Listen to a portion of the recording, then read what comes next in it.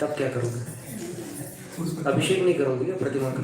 कोई नली से, और नली से अभिषेक करने का लिखा नहीं, अभिषेक तो कलश से ही करने का लिखा है। तो क्या करोगे?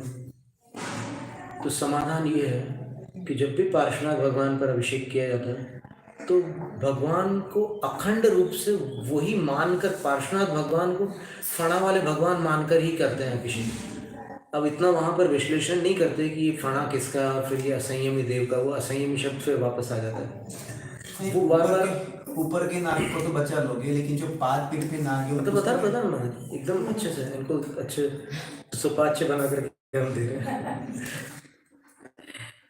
तो कुछ लोगों का ये कहना था कि उससे गंधोदक में माइनस पॉइंट आ जाता है, गंधोदक नकारात्मक हो जाता है। असंयमी के स्पर्श से वो गंधोदक दूषित होता है। तो जो नीचे आएगा ना गंधोदक पात्र में, वो दोनों का मिश्रित गंधोदक आएगा, इसलिए वो गंधोदक फुल पावर वाला नहीं रहेगा, ऐसा उनका कहना। और ये प्रश्न हमसे किसने पूछा था? भट्टारक जी, मूल बद्धे वालों ने भट्टारक जी ने पूछा था कि ये जो आचार्य शांति सागर महाराज जी के सामने वो हो रहा था ना अभिषेक, भगवान का भी हो रहा था और उसमें वो देवी भी थी, तो उसका गंधोदक ले सकते हैं कि नहीं ले सकते? तब उन्होंने बोला कि चलो अपन इस पर सिद्धांत से विचार करते हैं। सिद्धांत क्या कहता है? दो का मिश्रण हो रहा है ना वहां पर, वहां देवी और भगवान का गंधोदक मिश्रित हो रहा है, और यहाँ फणा और भगवान का दोनों का मिश्रित हो रहा है। अभी नीचे की चर्चा अपन बाद में करते हैं। तो मिश्रण हो रहा है, और मिश्रण की जो प्रक्रिया है वो बंध की प्रक्रिया है। तो बंध के विषय में जैन सिद्धांत है, बंधे दिको पारिणामिको च।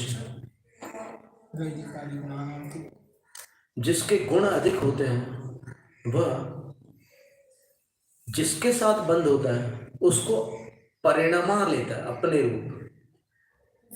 तो गंधोदक दूषित तब होगा जब भगवान से अधिक गुण किसी और के होंगे। समझ रहे बात को? अगर फणा के गुण भगवान से ज्यादा होंगे तो जो गंधोदक आएगा वो फणा की शक्ति से भर जाएगा, भगवान की शक्ति नष्ट हो जाएगी। अगर देवी की शक्ति अधिक होगी भगवान से तो फिर जो नीचे गंधोदक आएगा वो देवी प्रधान गंधोदक होगा, जिनक प्रधान नहीं हो सकता। बंधे को परिणामिको च। तो अब ये जैन सिद्धांत है।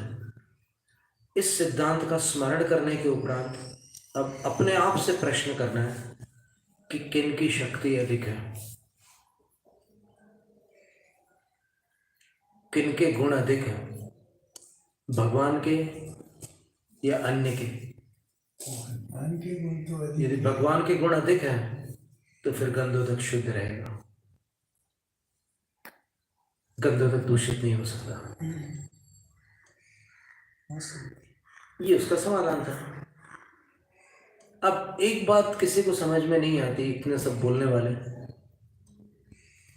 तो उनका लक्ष्य ही हो गया कि देवी देवता की कोई चर्चा आ जाए तो बस वहां पर अपना मुंह चलाए बिना नहीं रहा, वहां शांत नहीं बैठना।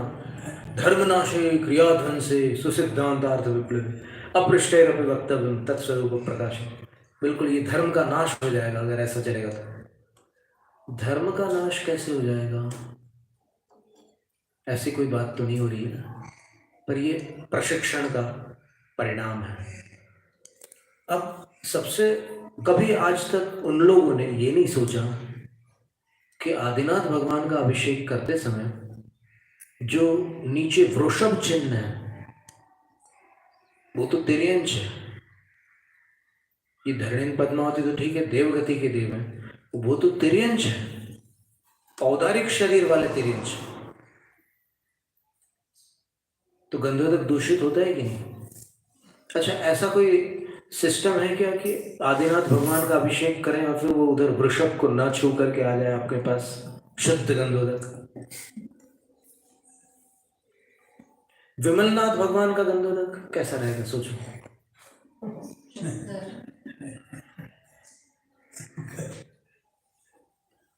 और महावीर भगवान का, वो तो मांसाहारी शेर है,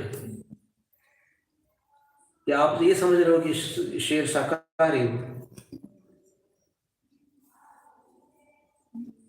फिर वहां पर बुद्धि जाती नहीं, वहां पर तो आप निर्मलम निर्मलीकारी पवित्रम पाप नाशनम बड़े स्टाइल से लेते हो गंधोदक।